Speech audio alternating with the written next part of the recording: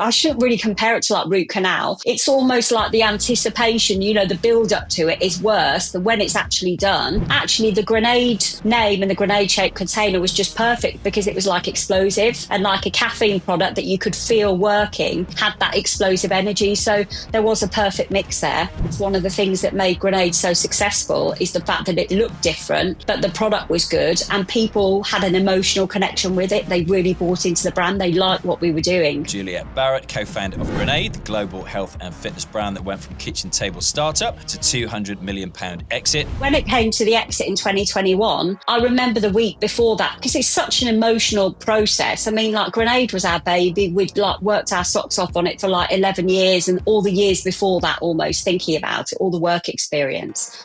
Welcome to Screw It, Just Do It, the show for those who decided to screw it and just did it. I'm Alex Chisnall, host of this podcast and co-founder of the Festival of Entrepreneurs at the NEC in Birmingham this October 8th and 9th. This is the podcast that brings you face-to-face with the entrepreneurs and business rebels who threw caution to the wind and built something extraordinary. Quick heads up, registration is now open for this year's Festival of Entrepreneurs. Join us at the NEC in Birmingham on October the 8th and 9th for 2 game-changing days with 200 plus speakers and thousands of ambitious founders. Get your free limited 2-day pass at festivalofentrepreneurs.co.uk or click my personal link in the show notes. Juliet, welcome once again.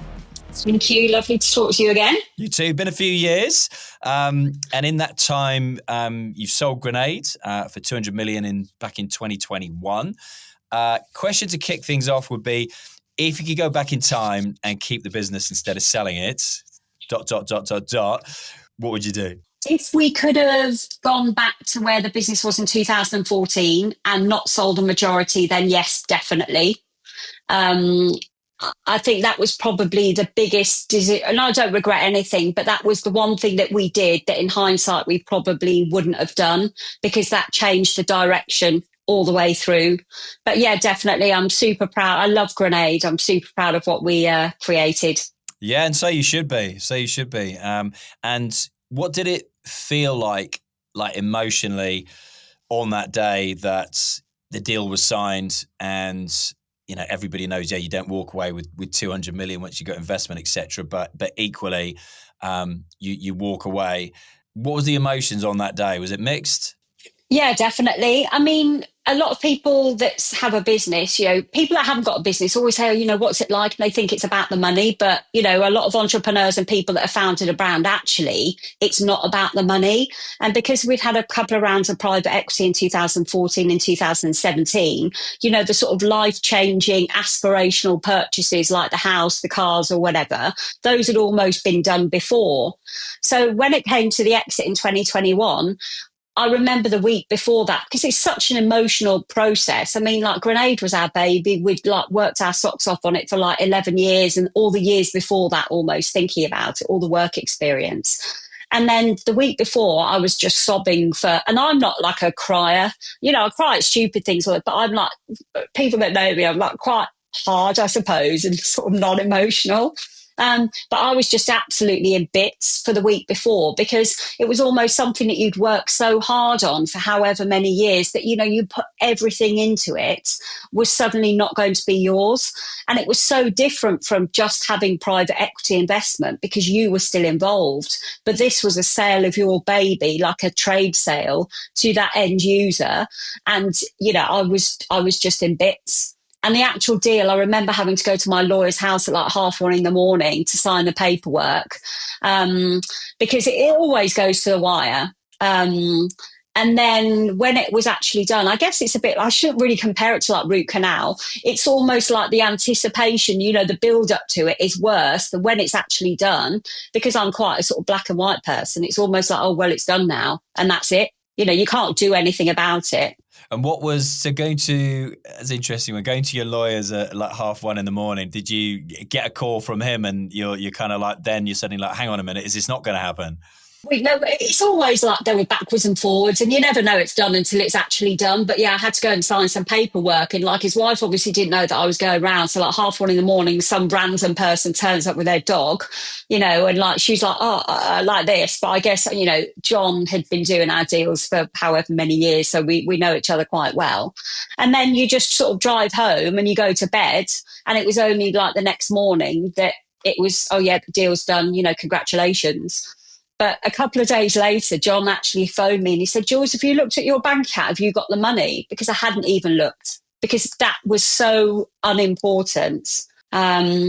It just wasn't about that figure in the bank account. Whereas on the first couple of deals, then, that was really exciting. Yeah, it's interesting. And I always remember this one. I always remember chatting to Richard Reed saying that, when they sold Innocent, and he said he literally got home and he was literally just like, yes, like $500 million or whatever between the four founders, and his wife literally handed him a bookend, and he said before I knew it, I'm stood in a queue in IKEA getting like £14.99 refund on a bloody bookend on a piece of IKEA furniture, and he was like, well, that was pretty grounding.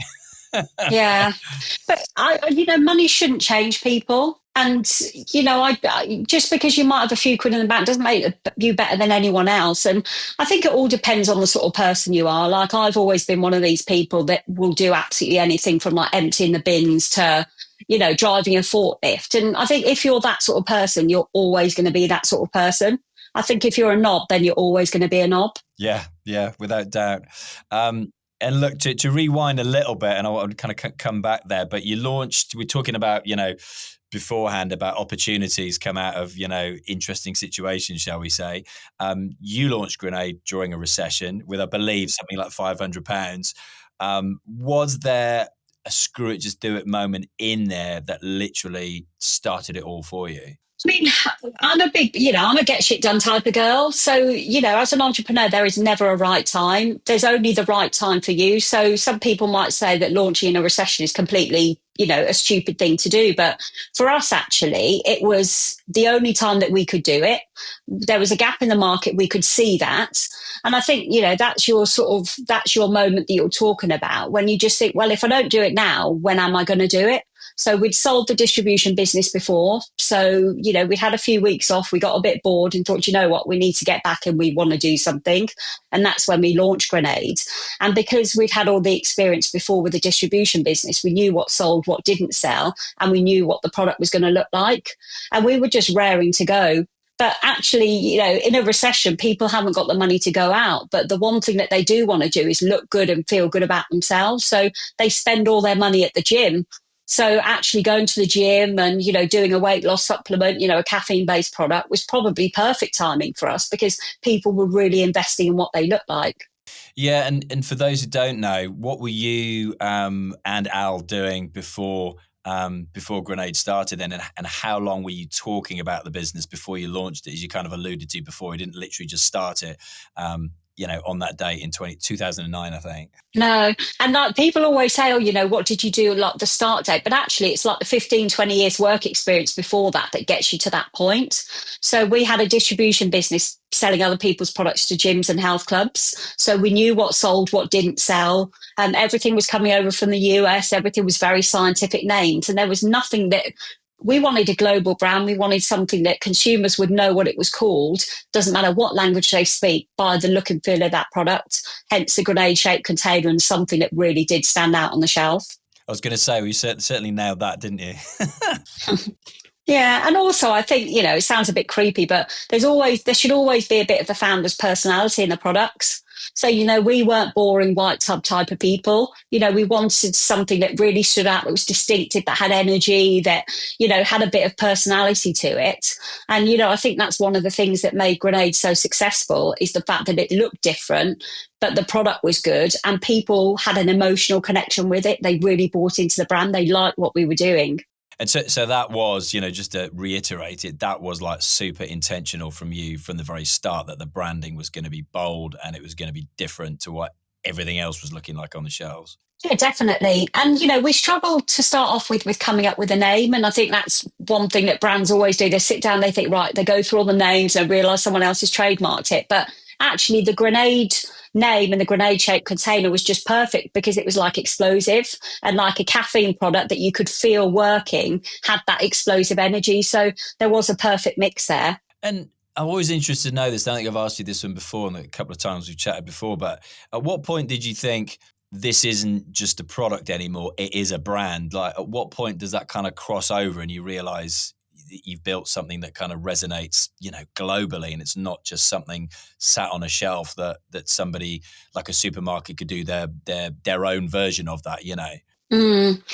I mean, there was nothing in our products that were unique. None of the ingredients, there were magic ingredients. Everyone had access to them. So I think initially we wanted to be like the Red Bull of sports nutrition. So we wanted one product that really stood out.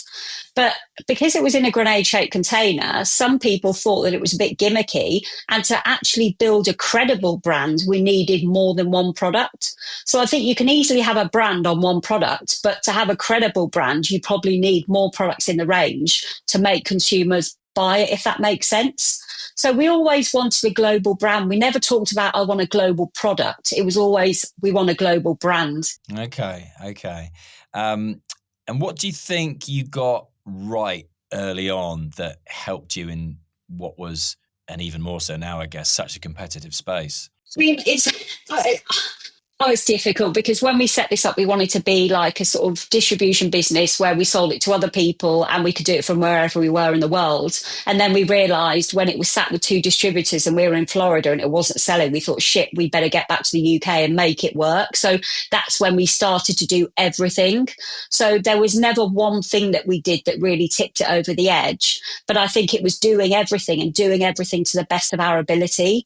So when we launched, we were really happy with the product. I'd say like high 90s. You're never going to be 100%. The grenade branding was spot on from day one. We checked everything that went out, the artwork, the tone of voice. We made sure that we always had that sort of tongue in cheek, but we were never offensive. So we were like really on it with the detail. And I think that's key. So that everything we did, people knew that that was grenade and they bought into it. So, when we went to the shows and we took a team of athletes, they were all spot on with their branding. They all looked right. They all were passionate about the product. So it was just that attention to detail, really. I like that. And early on, how did you, as with any startup at the beginning, you're literally working multiple roles and you're wearing many different hats. But at what stage did you kind of separate out your roles between you and Elle, or was it kind of pretty obvious because you'd been together for a while? Yeah, to be honest with you, we always had very separate roles in the business, but we're always completely aligned. So my passion is like marketing and branding. Ours is, the MPD and the sales. So there was that natural split. I think if we were trying to do the same thing, like if I wanted to do the sales, we would have like killed each other because you're just stepping on each other's toes. But we had complete trust in what the other one was doing. I think we were doing everything from like invoices to driving a forklift to, emptying the bins. We were doing everything to start off with.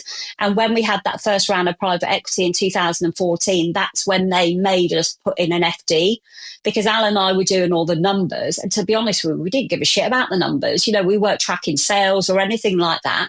We were on it with what the products were costing and making sure that we were making money. But, we just wanted to sell the brand. We didn't want to do a forecast or a spreadsheet or all this. So I think, with having investment, they made us probably be a bit more professional with the numbers. That's interesting. So at that point, how many years had you been trading? Like 4 or 5 years before?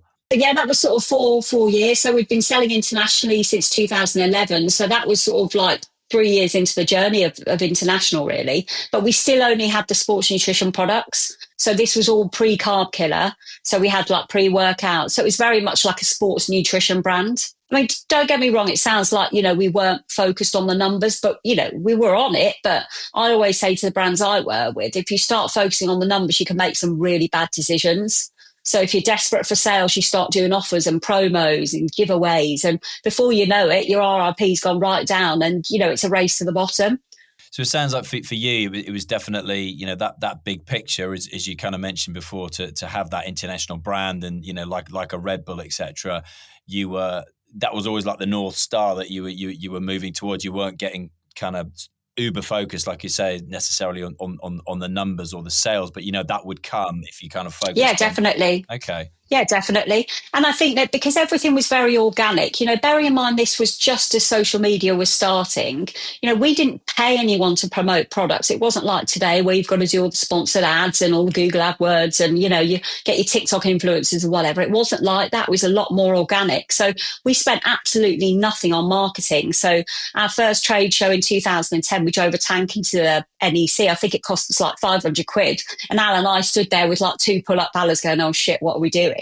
And you had other supplement brands there that had like team from like Eastern Europe on there building their stands. It must have cost them thousands, but we couldn't play in that park. And everything we did was very raw, very organic and almost free, if that makes Yeah, sense. yeah. I would love it if you drove a tank into the NEC in October when we've got this event on, Yeah, I think they would probably kick off now. I think we got away with it then because it was so unique. And, I remember we did this campaign in London. We drove a tank through the streets of London. We didn't have any permissions or anything, drove it on Marble Arch. But because people loved the brands, we had the Met Police coming up saying, oh, yeah, can I have a sample? And, it was just genuinely good fun because people loved the brand. I don't know whether we'd get away with it now, to be honest. I remember, was that the one I remember seeing? Like James Haskell was on there as well with the tank and stuff. Yeah, I think that was that. maybe the year afterwards or whatever. But we did a couple, and that was like where we did a campaign on there. We had the banners, but everything's a bit too political now. So I think if we march through London with people with placards and a tank, might raise a few eyebrows. Yeah, true. The world has changed again, hasn't it? Yeah. Not necessarily for the good. And was there like one break? Like, was it a retailer? Was it a campaign that kind of really accelerated the growth for you, or was it that private equity coming on board and changing things up? Yeah, I mean, to be honest with you, having private equity, we took cash out, it wasn't cash in the business to make it grow. We were really sort of, self, generating. So they were great guys. They didn't actually add that much value to the business other than putting an FD in there, Tom, who's now the CEO. So that was obviously a great hire. But, with regard to, I know that this might sound like I'm sort of not taking any credit for what we achieved, but I just think it was right time, right brand, right place. So, the protein market was growing. People were wanting to look better, to be fitter. People wanted healthier protein-based snacks. And obviously, the change for the business was going from a sports nutrition specialist sort of manufacturer to a food manufacturer, which was the launch of Carb Killa, which was like our high protein, low sugar protein bar, chocolate bar really, because that made us a food brand and that made us a lot more appealing and accessible to more people. I was going to say, funny enough, you said it just before me, but chocolate bar, and I was going to say, was that one of the main reasons that Mondelez kind of came on your radar or were interested? They'd bought Cadbury's about a decade before, maybe something like that. Yeah, definitely. I mean, I think that it takes some of these big brands so long with their R&D, they have to go through so many different processes. It's much easier for them just to buy a brand. And, when we had a failed process in 2019 where similar people were interested. And again, by 2021, a lot of the other protein bar brands out there had already been bought. Grenade was one of the only ones that was still privately owned at that point. So it just made perfect sense for them to buy them. And obviously it was a category leader. We were smashing it on Amazon and, sales were going through the roof. So, it was when Al and I set out in 2010, we said we wanted to sell to Cadbury's. So selling to their owners it just felt like the right home. I bet it did. And like you say, timing is often really important and something that you have no control over, but you believe that was a key factor. I mean, and as you said, like you've got social media starting and growing. You've got the pandemic and the kind of move to direct to consumer as well. Yeah, I mean, it was timing as in, protein was becoming more normalized. It was timing because the look, people were getting fitter. So, athleisure wear was growing and everyone was like living in gym wear and like living in the gym. Obviously, people weren't going out drinking as much. So they were going to the gym instead. So all that helped. We were really the first protein bar that launched in the UK that tasted like a chocolate bar as opposed to a protein bar, because I know it sounds a bit stupid, but the two are very different. So we went to a chocolate manufacturer and got them to innovate with protein protein. So, people didn't want to eat something that tasted like a brick, but they did want to eat a healthier chocolate bar. Yeah. They used to taste like crap, didn't they? I can remember buying them, and it was just like horrendous. Yeah. But I remember like at some board meeting, we were getting the other bars out to try, and like we left one open on the desk and it was still the same consistency, like 2-3 months later. It was just like, it's just awful. Yeah. Interesting. What was the toughest period for you during the grenade journey? Was there a time that you ever felt like walking away, or was there always a reason to get out of bed and keep focused? Oh, definitely. I mean, we never felt like walking away. Don't get me wrong, there were challenges. The sale processes in 2014 and 2017, even though they should be great, are horrendous, especially the 2014 one, because obviously it was Al and I think, and a couple of team members. So everything is on you. All the questions come to you. The warehouse in Coventry was getting broken into. So like we were sleeping there watching Sons of Anarchy, trying to protect our business. And it's like someone picking holes on I haven't got kids, but someone picking holes in your baby. So saying like, your child's ugly, your child's fat, your child's not very good at this. Why did you raise it like this? And you take it all really personally. So, and you're trying to run the business. So I do think those are really, really challenging times. Watching Sons of Anarchy while sleeping at the warehouse, bloody hell. Yeah, but you would do, you would do anything to protect your business. And I think, we had staff there that were really good and were so passionate about it. So one of them, I remember, built this like Home Alone security system with like, the forklift with like bits of wood up against like the shutter doors and stuff. And like, you are all in it together. I think the 2017 process was easier because we had a bigger team then, and like we had a finance team. So obviously they could take some of that burden off you, but it's still tough being questioned about your choices. Yeah. Talking about choices, you alluded at the start, like if you could go back to 2014, you potentially would. Can you tell us a little bit more about that then? And at that time, what were you looking to do with the business? How did that deal kind of manufacture, and how did it kind of end up when you kind of 10 years in the rear view maybe? Yeah. I mean, like I said, the guys that invested, which Grove Point Capital, they're super nice guys. We're still friends now. It was inbound, so they came to us. We didn't have Carb Killa then, so we really just had the sports nutrition products. So Thermodetonator, we had a pre-workout. I think we might have had a creatine and a protein, but we were very much a sports nutrition specialist brand. So we hadn't experienced all this very rapid growth that we did with Carb Killa later on. And I think we were quite flattered, to be honest with you. We had caffeine in all of our products, and there was talk at that time by the MHRA that caffeine was going to be banned in Europe. And we did actually think, oh shit, if they ban caffeine, then that is our brand going overnight.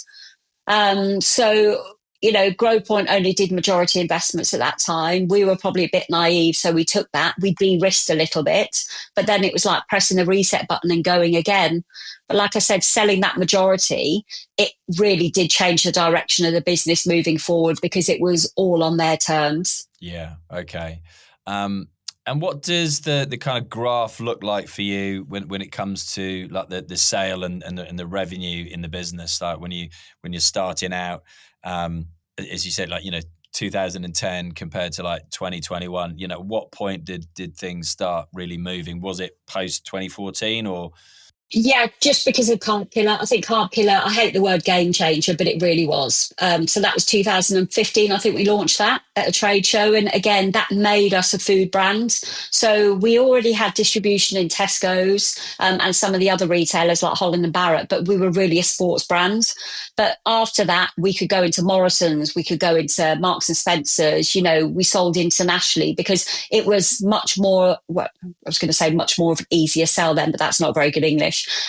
It was an easier sell because people consume protein bars more regularly than they did a Thermodetonator, which lasted for a month. So, people were buying a box of bars and getting through them in like a week and then buying another box of bars.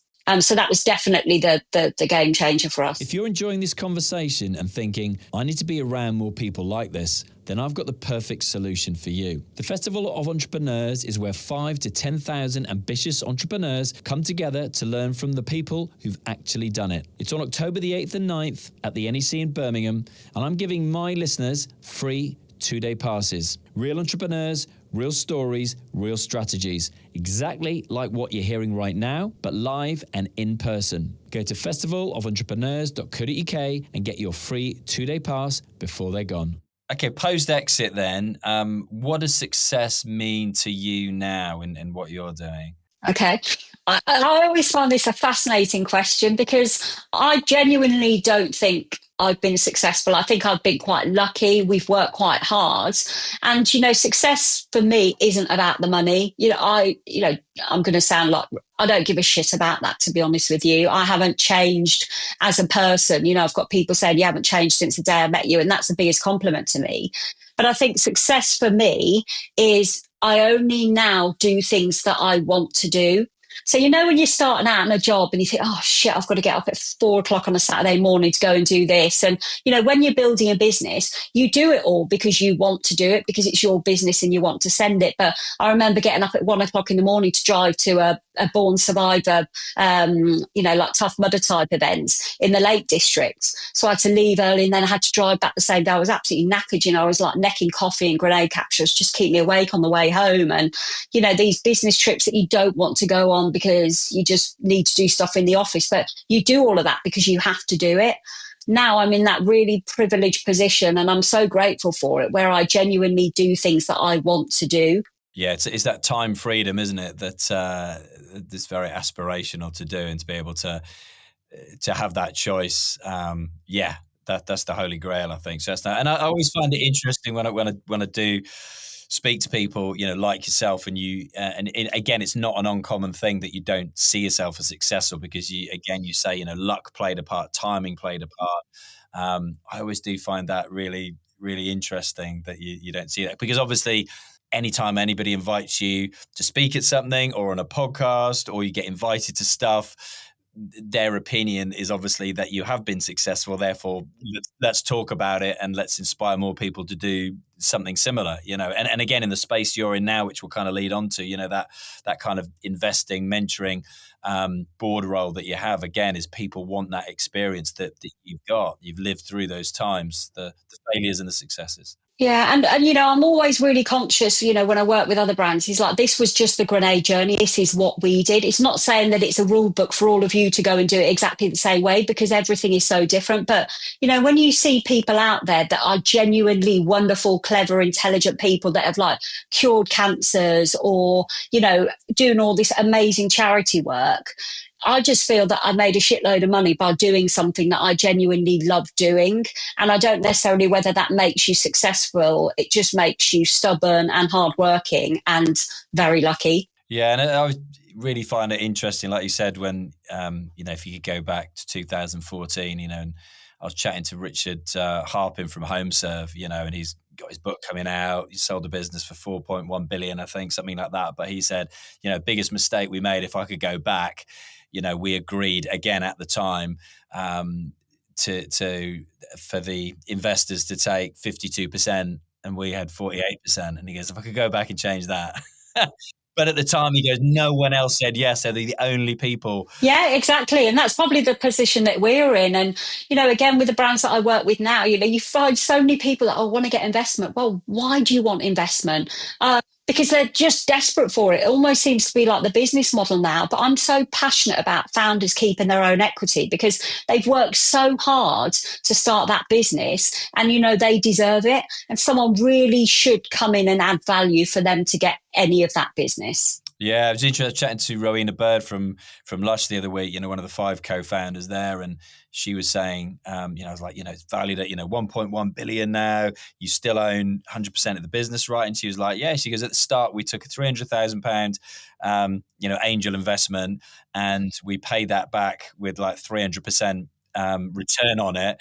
And since those early days, we've never taken investment, but we've been very lucky in how we built the brand. And when we've built it, every country that we've launched it in, we've had a partner, and they literally have to follow, our model for doing that. But I think that's one of the few people that I've talked to that has managed to avoid having to do that. But again, there's 5 of them as co-founders. That's quite a massive positive. And they were obviously in business together before that failed, after 3 years, I think. So you kind of take on board all those lessons, don't you, at the time, and go, well, if we could do it this way, then we will do it. So shifting gears a little bit. So from CMO to, mentor, investor, non-exec, I think you said as well. What kind of businesses and founders excite you these days that motivate you to get involved? Yeah, I mean, I'm very much about that cultural fit. So, I work with businesses and I'm really lucky to work with some phenomenal brands where I like the founders. And I'm like, I've said before, like a roll my sleeves up, get shit done type of girl. So if I don't genuinely think I'm adding value to that business, then, it's not worth for either of us, because I would never want to feel that I'm just keeping a chair warm and taking a check at the end of the month. So, if there's anything that I can do to save those founders time on their growth journey, or just to be that sounding board they can phone up at 10 o'clock at night, or, I can put them in touch with the right people that might be able to help with marketing and branding or distribution or anything like that, then, I just find it really rewarding. I bet you do. I'll put you on the spot here. If you had 100 grand to invest in a new startup today, what would incline you to say yes? Realism, as in, one, the founder. So were they really in it? Like, was this their focus? They weren't doing another job or whatever. And also being realistic about the valuation. The biggest turnoff, I think, for all investors is when you get this deck and it's got this complete load of bollocks in there about what numbers they're going to achieve. And you just think, well, hold on a minute. You're putting 100 grand in at an early stage. You're going to help that business get to that point. So I think just being realistic about the valuation, that's really appealing to investors. Yeah. And you see it, the obvious example being Dragon's Den. You see it all the time, don't you? It's an interesting one. So again, correct me if I'm wrong, but you and Al built Grenade as, is in partners in life and in business. And I believe you've since gone your separate ways.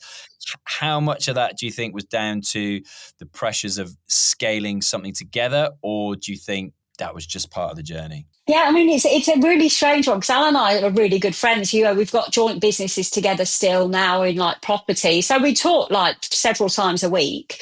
And we said, do you think the business split us up, but actually we've both come to the conclusion that we were really good when we were in the business because that probably kept us together.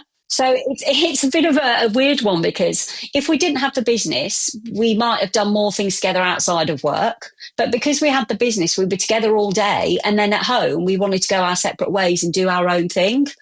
And I genuinely, wouldn't change anything because we were probably better business partners than husband and wife.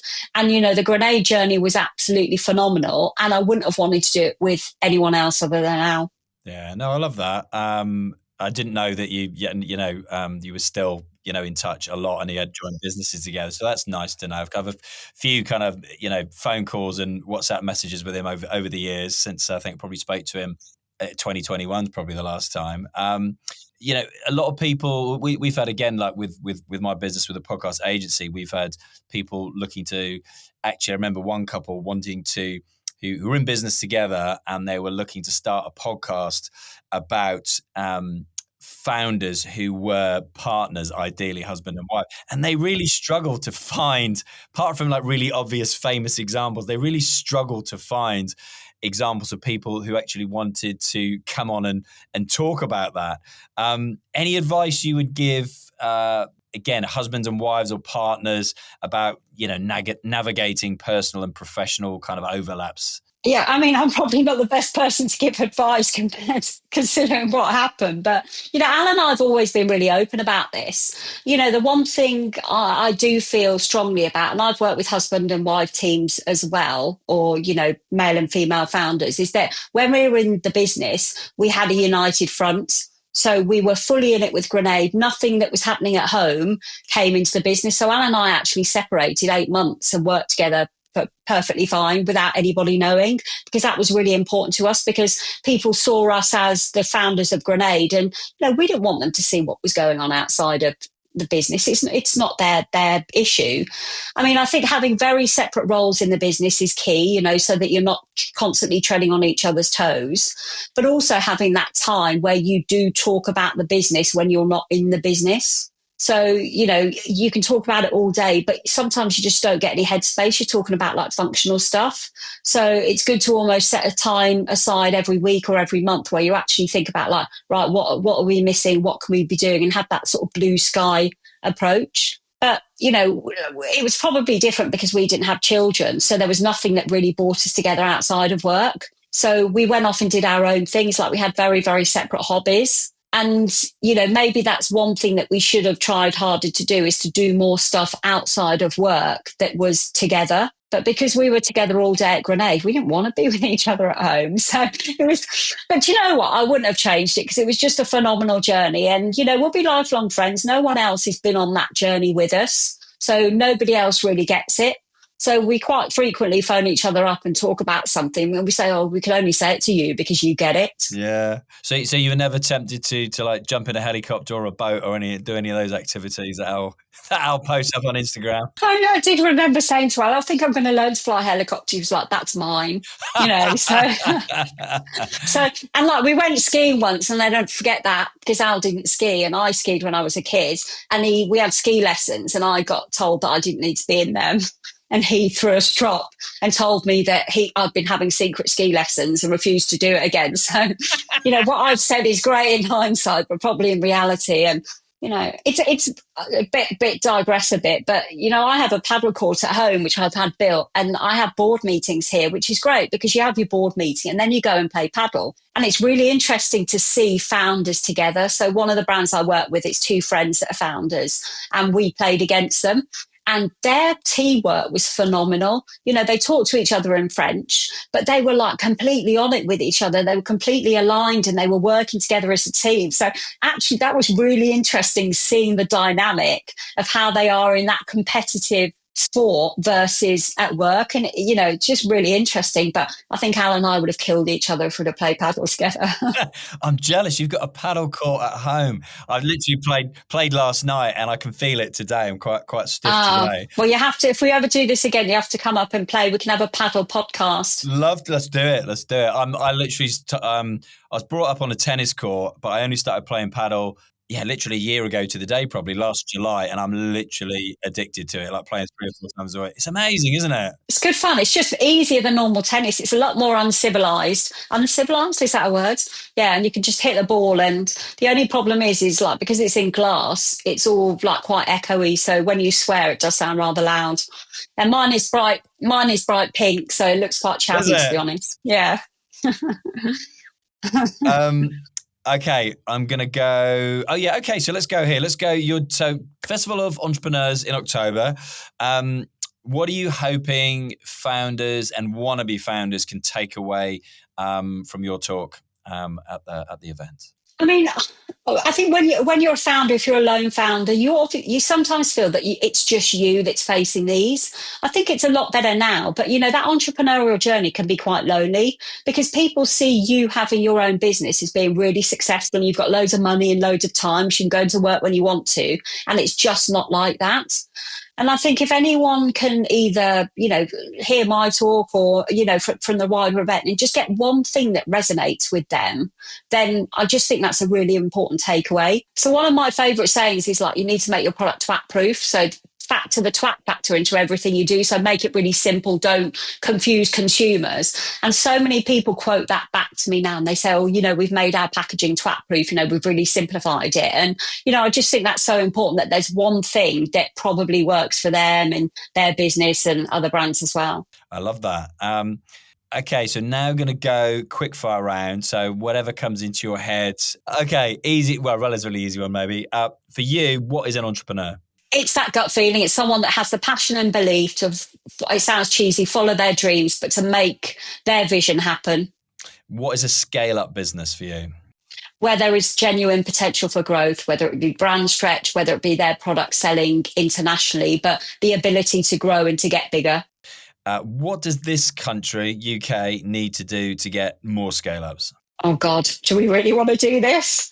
I just think we need to encourage entrepreneurship. There seem to be so many, barriers, and it just seems to, we don't celebrate success in this country. We resent people for having more than us and like penalize people. So I think we need this, building businesses at that grassroots level that employ local people, that generate industry, people that pay taxes. It's what's going to make this country great and what this country was built on. I just worry that we're almost at that point where the more you've got, the more you're penalised, and people resent you for doing well. So I think we need to encourage entrepreneurship and encourage people to have their own businesses. I agree with that. Literally chatting to somebody yesterday, and they were kind of doing the numbers on it. Somebody in Australia actually, and they were who's American in their health and fitness space, funnily enough, and they were telling me that it literally seems like in Australia at the moment, similar to the UK, that every time you make an extra million, they're trying to take 500,000 of that away for you. So like, where's the incentive on scaling? Yeah, definitely. And I do a lot of work with Exeter University because they've got an amazing centre for entrepreneurship down there. And like when you're seeing students that are really bright but doing completely unrelated topics like history or whatever other subjects, engineering, but there's a whole centre there to encourage them to explore their businesses and to start a business, and there's funding available. And there's so much great grassroots stuff going on, but I just don't think we talk enough about it. I think we're almost pushed to go into a traditional job that people understand. And you just get penalised for having a great idea and try and make it happen. Yeah. Which leads us on to, why is the USA better at producing scale-ups and unicorn businesses than the UK? It's a difficult one, isn't it, at the moment? I just think, we always used to say you go to the US and you have a meeting, you whoop and high five. They just seem to celebrate success over there. And people ask the question, God, how did you do it? That's amazing. They're genuinely interested in making themselves better.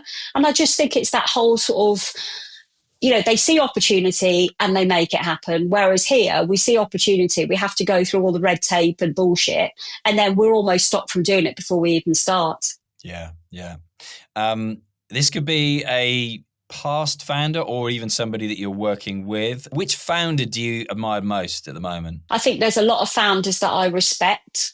Branson, obviously we've done a lot of work with him, and the fact that he stayed true to his brand and is so passionate about it. But then, I met a founder of a business that's relatively local to me, and I'm just absolutely in awe with what he's done with no marketing and no budget, and his complete drive and passion. So I think you've got sort of two sides to the story there. Yeah, no, it's a good one. Yeah, last question to finish up. What do you want to be remembered for as a founder, as a mentor, as a builder of brands? Is there anything that you'd want to kind of leave behind as a legacy? Yeah, I think that legacy thing is really important. So like I said, we created a chocolate bar. We didn't cure cancer. But I feel if we manage to change a generation, and I think we're starting to do this, into just being a bit healthier, then that's a huge a huge thing. So like just eating slightly less sugar, being slightly healthier. But also I feel not only the product, but the brand. I think we gave people in the UK a brand that really did stand out, that people bought into and showed how it could be done. And there were lots of other brands that did the same. So I'm not like being big-headed and taking all the credit for it, but there was a sort of generation of brands that really did make a difference and stand out from the crowd and sort of led the path for other people. Yeah. And what does do you have a typical day? What does your day look like now? It must be very different from the grenade days. Like saying you can choose where you spend your time. How much time do you kind of spend doing what you do now, working with different startup and scale up businesses, Juliet? Yeah, so I'm still a complete workaholic. So when I said there about I only do things that I want to do, it's like I'm still on the treadmill at like 5 o'clock in the morning. I have a little dog who I absolutely adore, but she's the biggest tie. So my life revolves around her. I spend a lot of time in London. But I am a bit of a workaholic. So we have rental businesses that I manage. And also I work with like 5 or 6 different brands. So every day is different, but it does involve walking the dog, going on the treadmill, drinking a lot of coffee and working a lot, but I absolutely love it. And playing a bit of paddle. Yeah, and paddle. Although there is glass, and every time I'm on a call, I always see a pigeon or something like sort of fly into the glass. So I always have to go and pick that up afterwards. I think I need to get it branded or something. Oh, dazed and confused. I've seen like an imprint on a window on a piece of glass like that, like Yeah, yeah. boom, like It's that like the shot. shade. Yeah. Yeah, yeah, yeah. Well, look, that really interesting conversation as always. It's been quite a few years, so I really appreciate you saying yes to this, and really look forward to meeting you again in person this October at the Festival of Entrepreneurs. Likewise. Thanks, Alex. That conversation just proves something. You are the average of the 5 people you spend the most time with. So here's my challenge. Upgrade your network. The Festival of Entrepreneurs is happening October the 8th and 9th, and I'm giving my listeners free 2-day passes to get in the room with 5 to 10,000 entrepreneurs who are actually building something. This is where the risk takers, the game changers, and the people who've decided to screw it and just do it come for inspiration, education, and connection. Don't just listen to their success stories, go meet the people living them. Grab your free pass now, because the biggest risk isn't taking a chance, it's missing the opportunity entirely. If this conversation resonated with you, don't just sit there, act on it. Make sure you follow or subscribe for more game-changing conversations, and remember, the only thing standing between you and your business breakthrough is the decision to screw it and just do it.